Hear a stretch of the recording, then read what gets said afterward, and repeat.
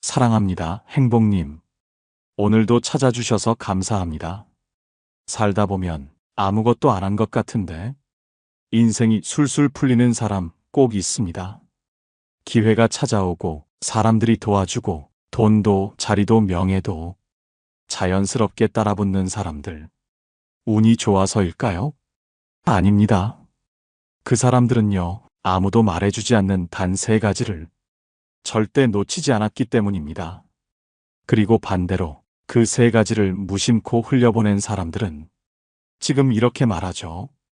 그때 알았더라면, 그거 하나만 지켰어도 내 말년이 달라지지 않았을까. 그렇습니다.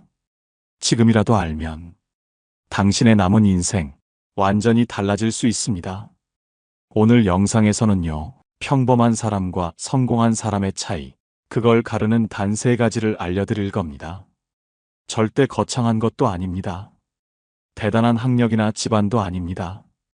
지금까지 몰랐더라도 괜찮습니다. 하지만 이 영상이 끝날 때쯤 당신은 반드시 무언가를 바꾸고 싶어질 겁니다. 오늘 주제가 마음에 드신다면 구독과 좋아요 눌러주세요. 여러분의 마음을 안아주는 좋은 컨텐츠로 보답하겠습니다. 첫 번째, 기회는 두 번 오지 않습니다. 말년을 바꾸고 싶다면 지금 눈앞에 이것을 놓치지 마세요. 지금은 좀 늦은 것 같아. 괜히 나이 들고 시작해봐야 뭐 하겠어. 이제는 그냥 조용히 살고 싶어. 혹시 여러분도 이런 생각 해보신 적 있으신가요? 그런데요, 진짜 인생을 바꿔주는 건요, 바로 지금 당신이 그만두려는 그 타이밍에 옵니다. 그걸 놓치느냐 잡느냐가 노후 10년, 20년을 완전히 갈라놓습니다. 72세 이영자 씨의 이야기입니다. 10년 전 남편과 함께 소일거리라도 해보자며 주민센터에서 열린 실버 창업 교육을 들으러 갔습니다.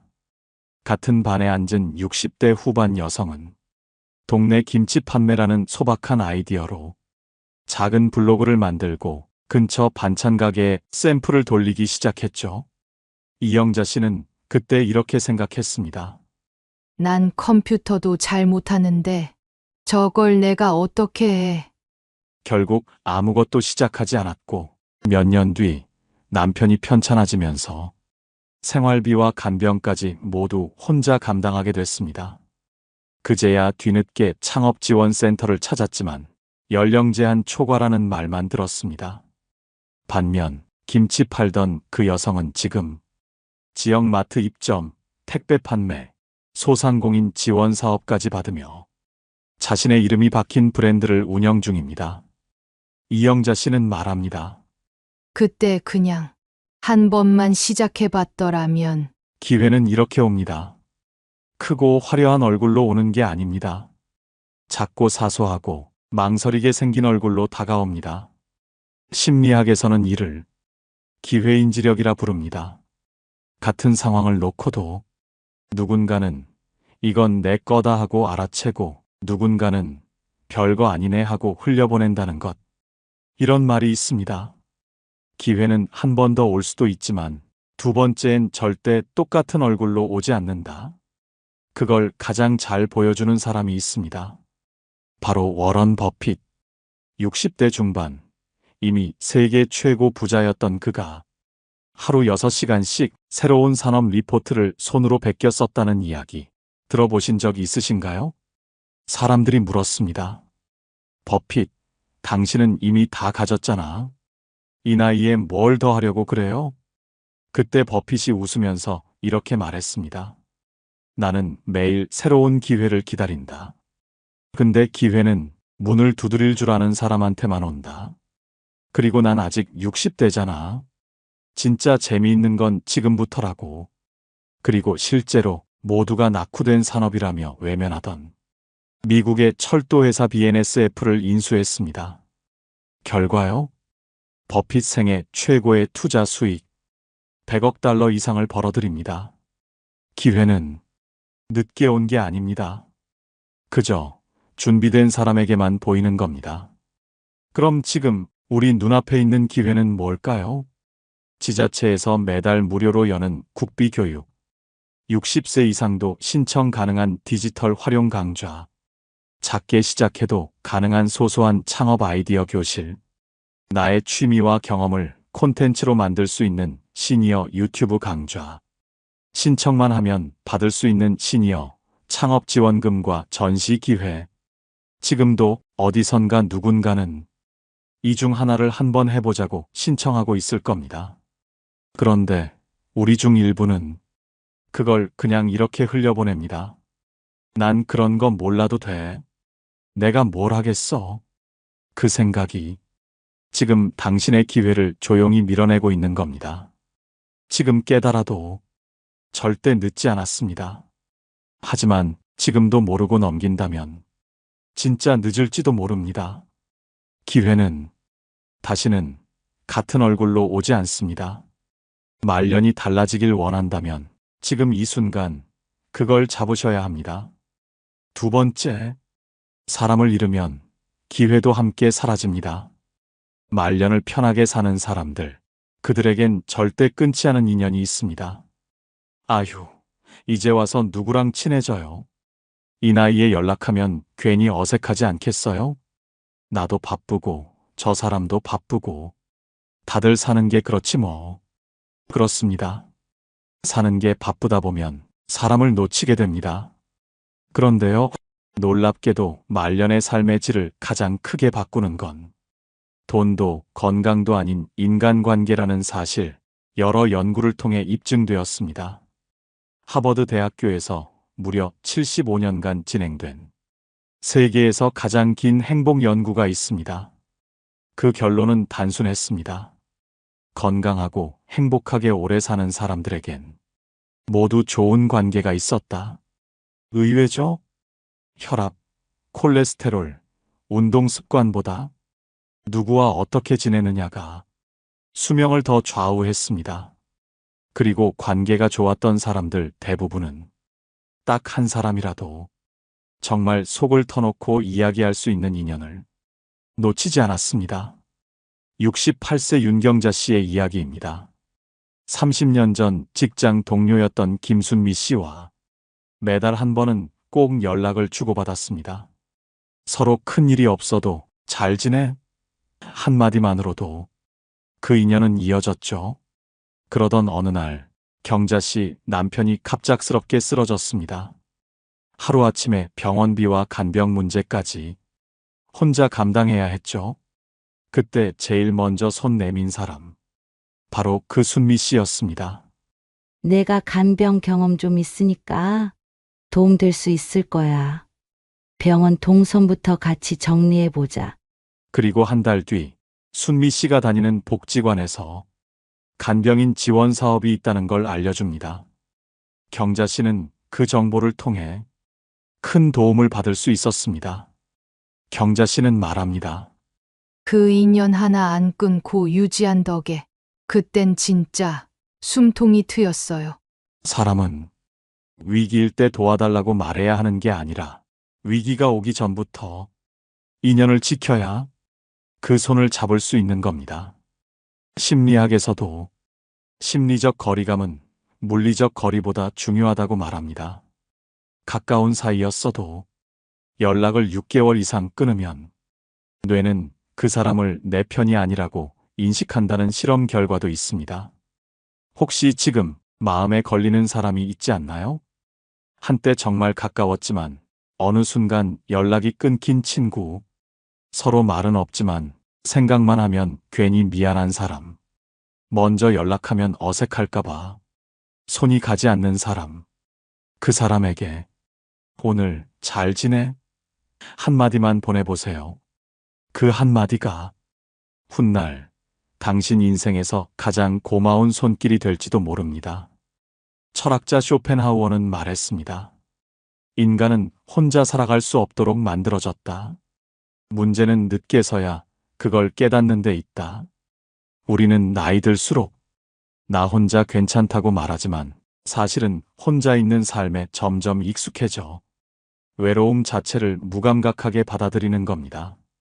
그렇다고 갑자기 친한 사람을 새로 만들 필요도 없습니다. 그냥 지금 떠오른 사람, 그 인연 하나만 지켜내세요. 지금 그 사람이 언젠가 당신 말년에 가장 먼저 손잡아줄 사람일지도 모릅니다. 세 번째, 신뢰는 거창한 약속이 아니라 작은 약속을 지키는 사람에게 생깁니다. 이번 주에 전화드릴게요. 다음에 꼭 한번 뵐게요. 다음 달 모임엔 진짜 나갈게요. 여러분, 이런 말 해보신 적 있으신가요? 그리고 그 약속 지키셨나요? 그냥 던진 말이었는데 상대는 그 말을 정말 기다리고 있었을 수도 있습니다. 작은 약속은 기억에 안 남는 말이 아니라 신뢰의 씨앗입니다. 그리고 그 씨앗을 자꾸 잊어버리면 어느 순간 사람도 기회도 당신 곁에서 조용히 사라집니다.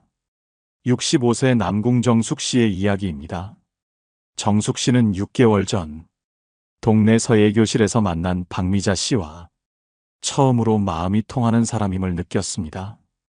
같은 연배, 같은 취향, 둘 다 혼자 살고 있다는 공감까지. 다음 주 카페에서 꼭 봬요. 전화드릴게요. 그렇게 말하고 헤어졌지만 그날 집에서 온 김장 택배 정리하다 잊어버리고 며칠 뒤엔 조카 돌잔치 준비로 바빴고 그러는 사이 연락은 한 달을 넘겼습니다. 그리고 어느 날 서예교실에서 다시 만났을 땐 미자 씨는 정숙 씨를 보며 웃지도 않았고 말도 단답형으로 짧아졌습니다. 정숙 씨는 그날 밤 이렇게 말했습니다. 내가 한 약속은 잊었는데 그 사람은 기다리고 있었던 거야. 심리학자 로버트 치알디니는 설득의 심리학에서 가장 큰 신뢰는 큰 말이 아니라 작은 약속을 반복적으로 지킬 때 생긴다고 말합니다.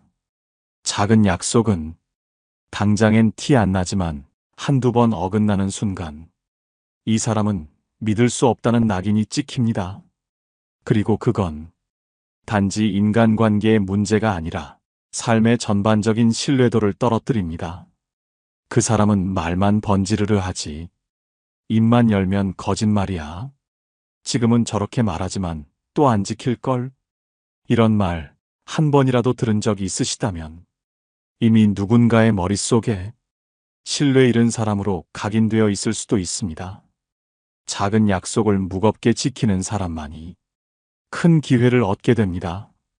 워런 버핏이 투자 결정을 내릴 때 가장 중요하게 보는 요소는 그 사람이 지난 10년 동안 작은 말이라도 얼마나 지켜왔는가였습니다. 심지어 그는 재무제표보다 먼저 그 사람의 평판과 약속 이력을 본다고 말합니다. 왜냐고요? 신뢰는 쌓는데 10년, 무너지는데 10초면 되니까요. 혹시 여러분도 가볍게 던졌던 말이 마음에 걸리지는 않으시나요?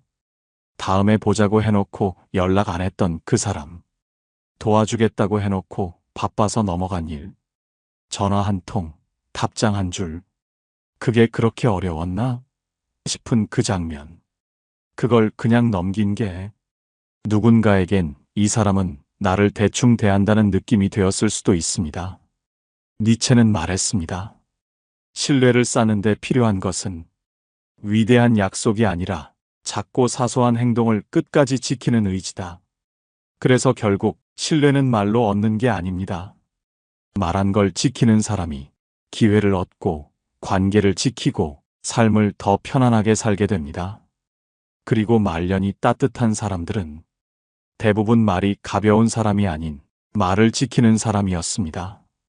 지금 떠오른 약속 혹시 하나라도 있으신가요? 지금이라도 늦지 않았습니다. 한 통의 전화, 한 줄의 메시지. 지금 그 약속을 지켜보세요. 말년의 평안은 그 작은 신뢰에서 시작됩니다.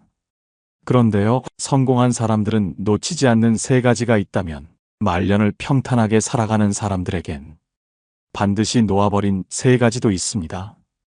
그걸 안 놓고 계속 붙들고 있으면요, 기회도 인연도 신뢰도 결국 다 망가집니다.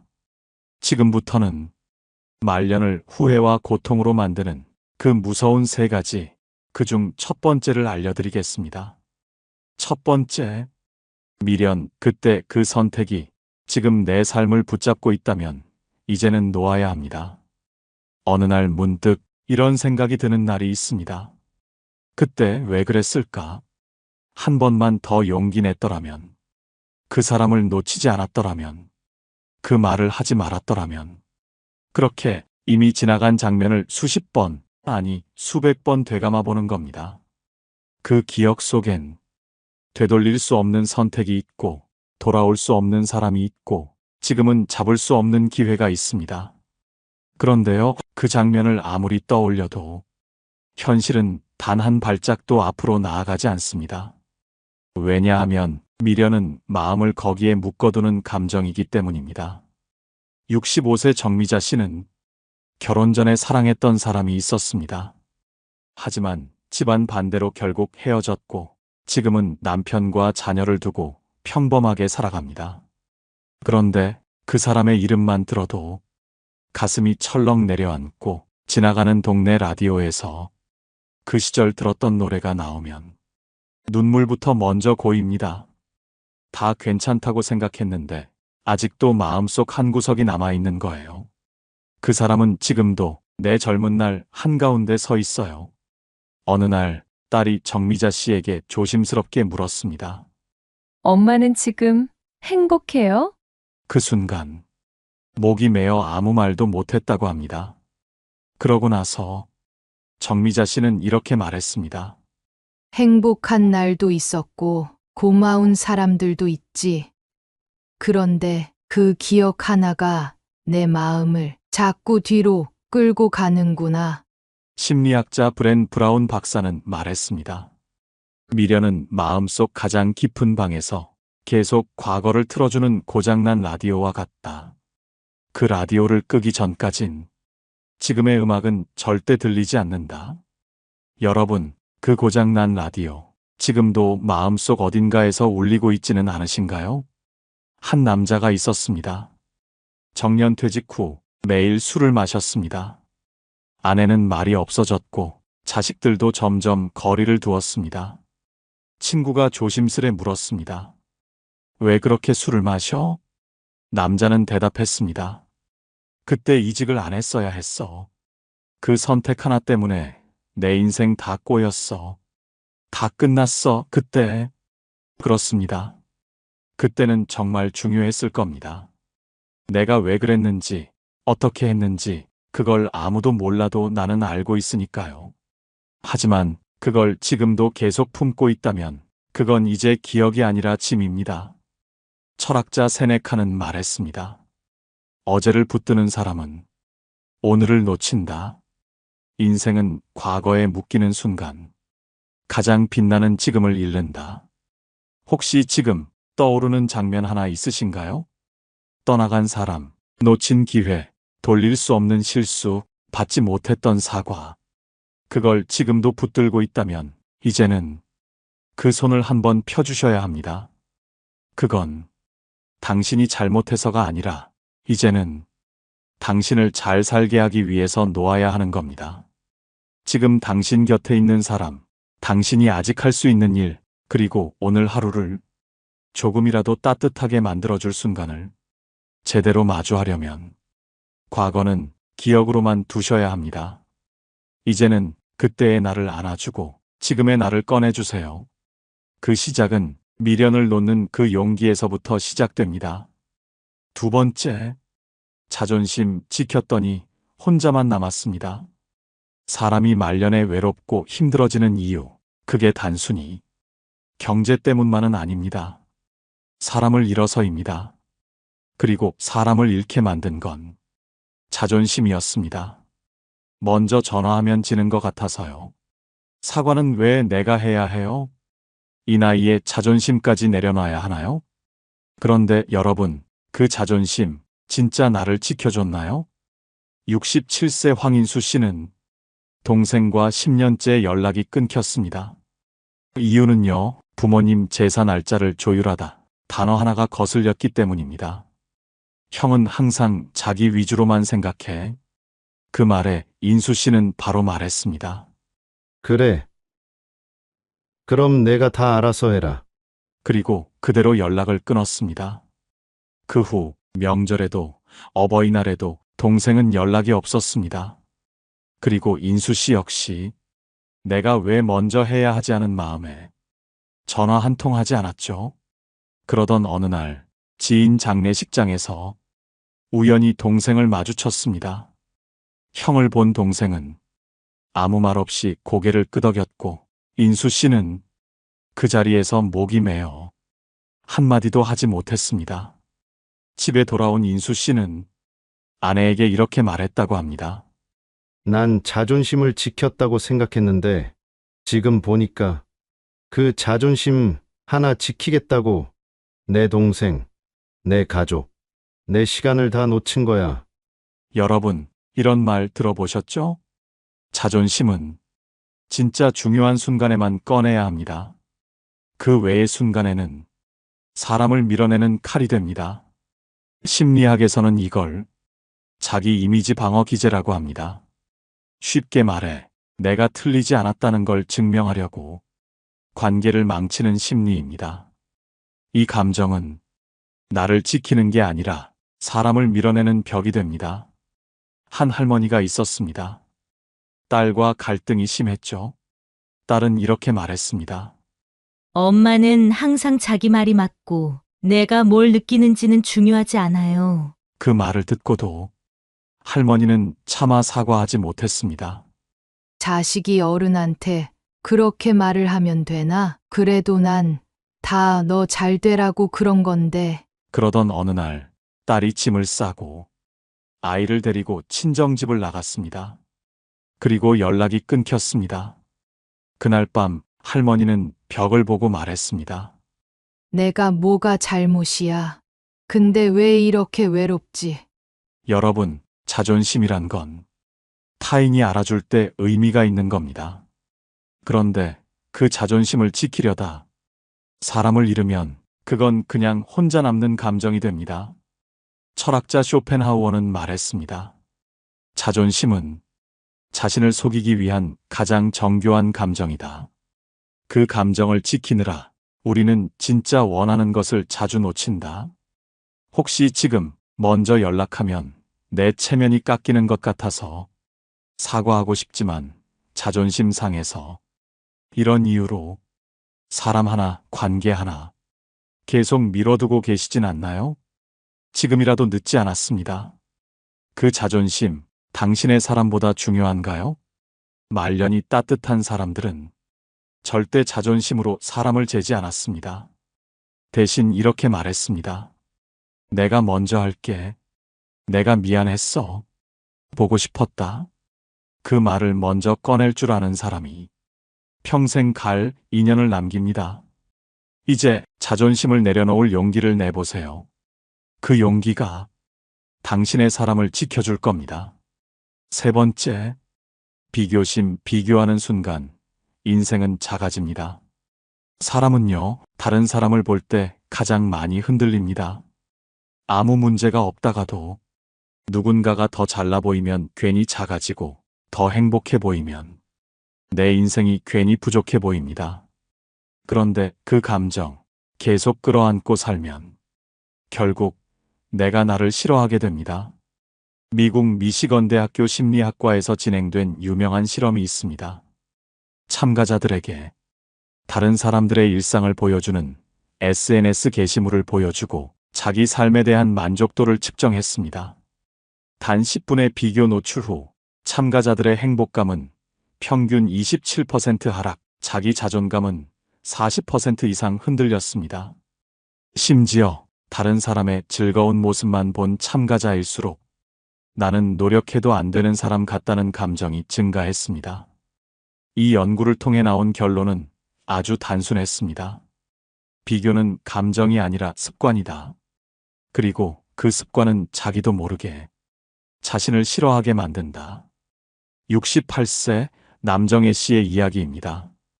정혜 씨는 요즘 동네 친구들과의 대화가 괴롭다고 말합니다.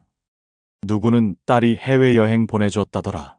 누구는 사위가 외제차를 뽑아줬다더라. 그 말들을 들을 때마다 자기도 모르게 마음이 조용히 무너진다고 했습니다.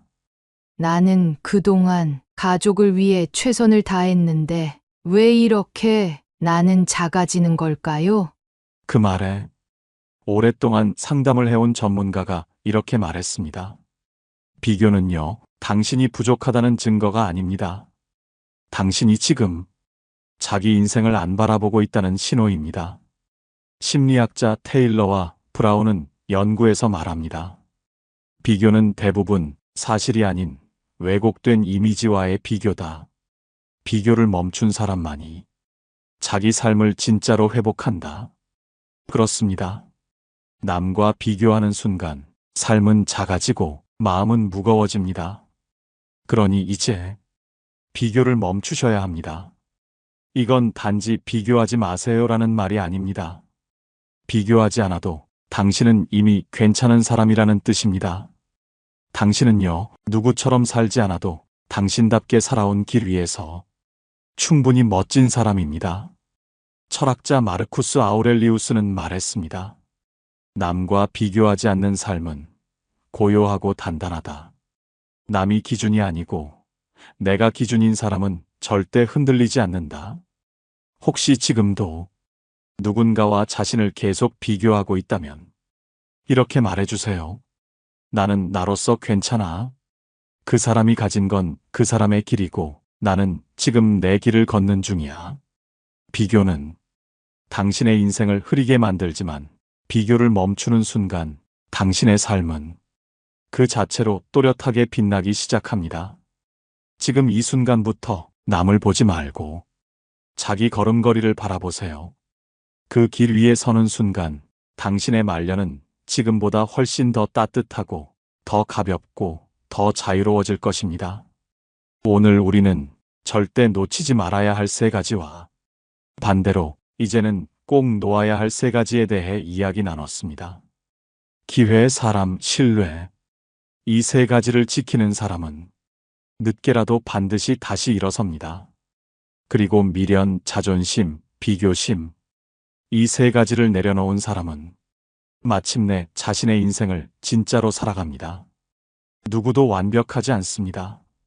살다 보면 기회를 놓치기도 하고 사람을 잃기도 하고 작은 말 하나 지키지 못하고 후회할 때도 있습니다. 그리고 때로는 과거를 붙들고 자존심에 갇히고 남과 나를 비교하며 스스로를 아프게 만들기도 하죠. 하지만 지금 깨달았다면 그것으로 충분합니다. 우리는 지금 이 순간부터 다시 잘 살아갈 수 있습니다. 말년은 그저 시간이 흐른다고 저절로 편해지는 게 아닙니다. 놓치지 말아야 할 것들을 지키고 놓아야 할 것들을 내려놓을 때 비로소 말년은 더 따뜻해지고 더 단단해지고 무엇보다 내 마음에 고요가 찾아옵니다. 지금 여러분 마음에 조금이라도 울림이 있었다면 오늘의 이 이야기가 당신 삶의 새로운 전환점이 되길 진심으로 바랍니다. 오늘도 끝까지 함께 해주셔서 감사합니다. 그리고 무엇보다 당신이 이 영상을 보고 있다는 그 사실 자체가 당신이 더 나은 삶을 향해 이미 한 걸음 내딛었다는 증거입니다. 당신의 삶을 진심으로 응원합니다. 그리고 당신은 지금도 충분히 멋진 사람입니다. 오늘 영상을 보며 여러분은 어떤 생각이 드셨나요? 여러분의 경험과 생각을 댓글로 나눠주세요. 여러분의 이야기가 누군가에게 큰 위로와 깨달음이 될 것입니다.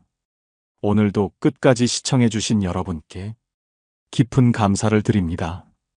오늘 영상이 도움이 되셨다면 소중한 분들께 공유해주시고 구독과 좋아요로 저를 응원해주세요. 여러분과의 소중한 연결이 저에게 큰 힘이 됩니다. 오늘도 여러분의 행복을 빕니다. 이상으로 행복 주문서였습니다.